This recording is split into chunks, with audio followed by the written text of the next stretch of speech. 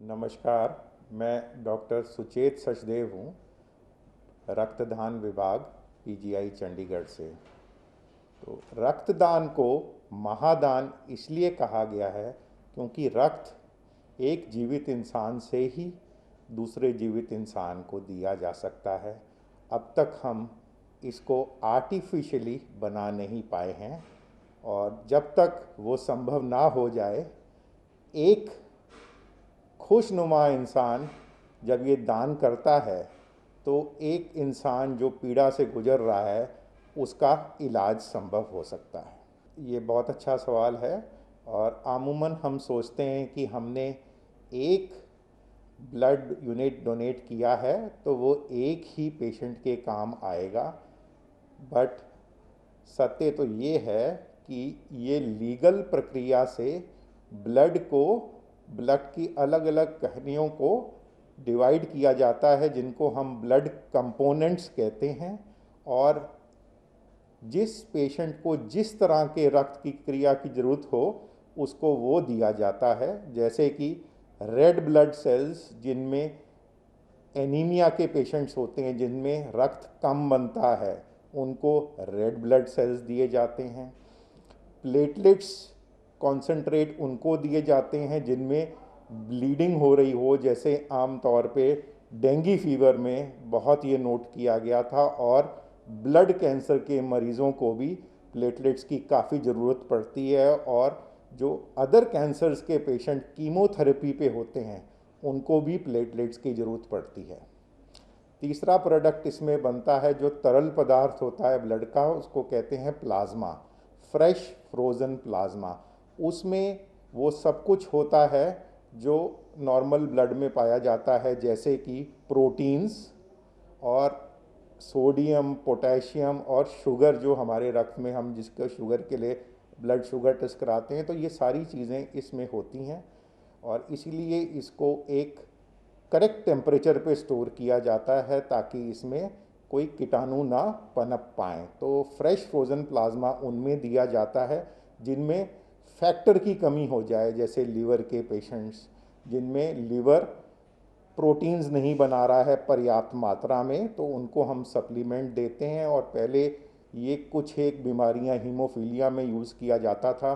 एक और प्रोडक्ट है क्रायोप्रेस्टेट, जो हम फैक्टर 8 को थोड़े से प्लाज्मा में साल्वेज कर लेते हैं। बट अब बहुत अच्छे फैक्टर अवेलेबल हैं, प्लाज्मा डिराइव्ड भी और रिकॉम्बिनेंट भी, इसलिए अब ये सिर्फ कुछ एक कंट्रीज़ में एज एन एडजुवेंट यूज़ होता है।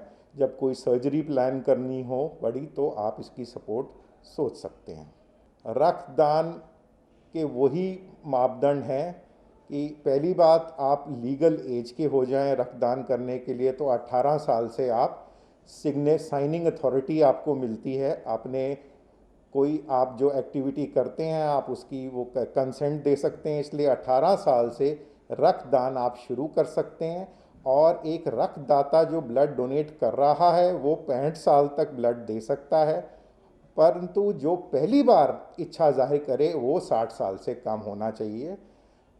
मेल्स में आप हर चौथे महीने, तीसरे महीने ब्लड दे सकते हैं 4 बार एक साल में, और फीमेल्स में हर चौथे महीने, माने आप 3 बार साल में दे सकते हैं। ऐसा होता है कि ये बड़ा वाजिब सवाल है कि कोरोना के टाइम के हमें सबको कोविड अप्रोप्रिएट बिहेवियर बताया जा रहा है, जो बहुत ही अत्यंत आवश्यक है कि हम बार बार लगातार अपने हाथ, WHO की जो हैंड वॉश टेक्निक है, और गिनती करते हुए या गुनगुनाते हुए 20 सेकंड से ज़्यादा झाग बनाते हुए हाथ को धोएं, बार बार धोएं।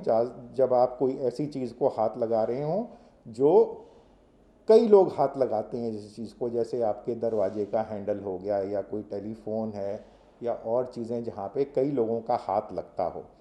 दूसरा, हम मास्क पहने। मास्क पहनने से ये होता है कि हमारी श्वास के थ्रू या खांस के थ्रू जो कोरोना का संक्रमण फैलने का डर होता है वो लिमिट हो जाता है।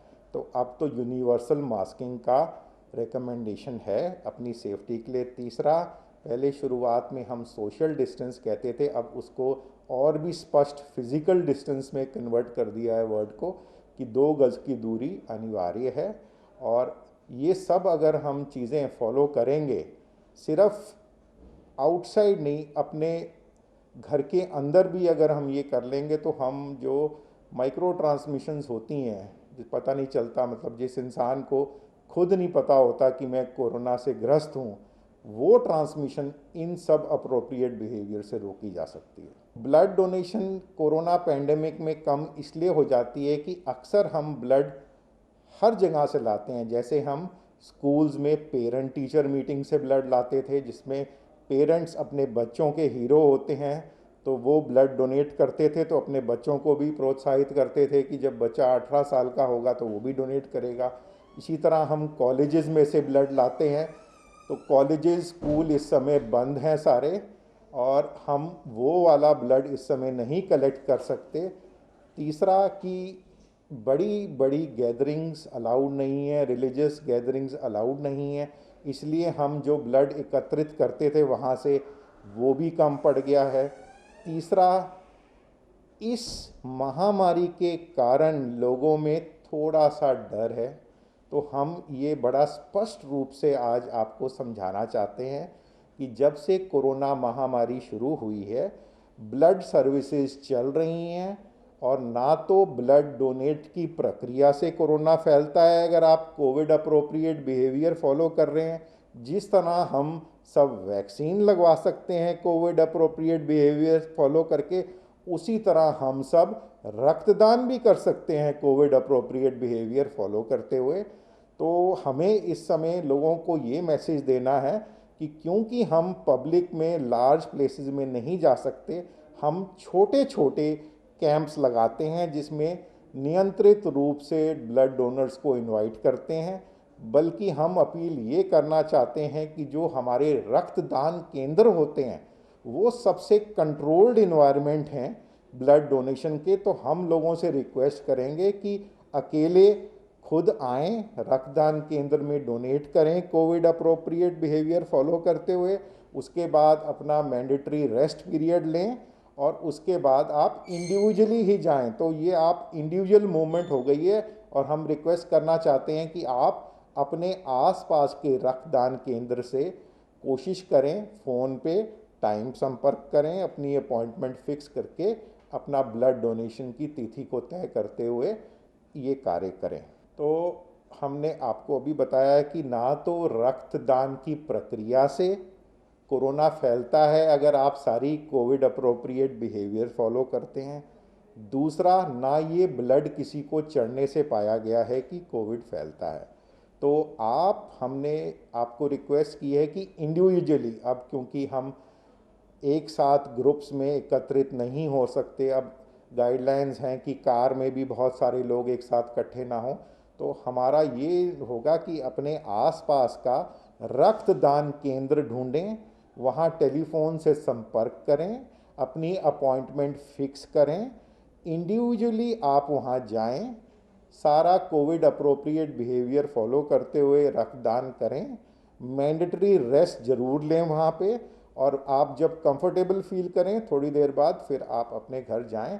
तो इसके लिए अगर किसी को लॉकडाउन या मिनी लॉकडाउन्स लगे हुए हैं, तो ब्लड बैंक को नेशनल ब्लड ट्रांसफ्यूजन काउंसिल ने डोनर पास इशू करने की परमिशन दी हुई है, और अगर हमारे को आप भेजेंगे और requisite information like your Aadhaar card, आपका नाम, एड्रेस, फ़ोन नंबर, तो वो पास भी इशू हो सकता है, आपको टाइम लिमिट्स बताते हुए कि आपने अगर 11 बजे रक्तदान करना है तो उससे थोड़ा पहले और थोड़ा आगे का टाइम का हम आपको पास भी इशू कर सकते हैं, ताकि आपको कोई तकलीफ़ ना हो ट्रैवल में। हाँ, जो लोग रक्तदान करते रहे हैं उनसे तो हम यही गुजारिश करेंगे कि इस महामारी में भी कोशिश करके रक्तदान करें।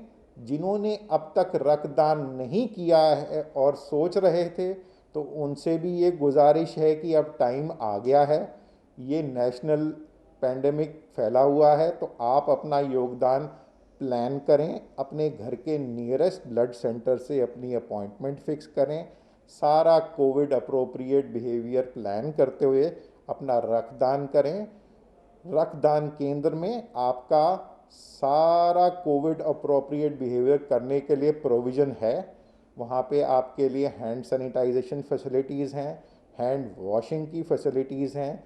अगर आपके पास घर वाला मास्क है, blood banks will provide you with the other mask for that period which you can dispose before leaving and wear your own mask back to the home. So हम यही कहेंगे कि इस महामारी में कुछ ऐसे मरीज़ हैं जिनको लगातार बार बार रक्त की ज़रूरत पड़ती है, जैसे कि थैलेसीमिक बच्चे जिनको नियमित रूप से ब्लड चढ़ाना पड़ता है ताकि उनकी एडिक्वेट ग्रोथ होती रहे। दूसरा, मेडिकल और सर्जिकल एमरजेंसीज़ या ऑब्स्टेटिक एमरजेंसीज़, बच्चा पैदा होने की प्रक्रिया के दौरान जो रक्त की ज़रूरत पड़ जाती है, या कोई ब्लड कैंसर के पेशेंट्स या जो डायलिसिस पे पेशेंट है जिनको बार बार किडनी का डायलिसिस करना पड़ता है, तो उनकी किडनी में एक हार्मोन होता है एरिथ्रोपोइटिन जो हमारे रेड सेल को स्टिमुलेट करता है, वो उनमें नहीं बनता तो उनको भी ब्लड देना पड़ता है ताकि उनकी डायलिसिस की प्रक्रिया हो सके।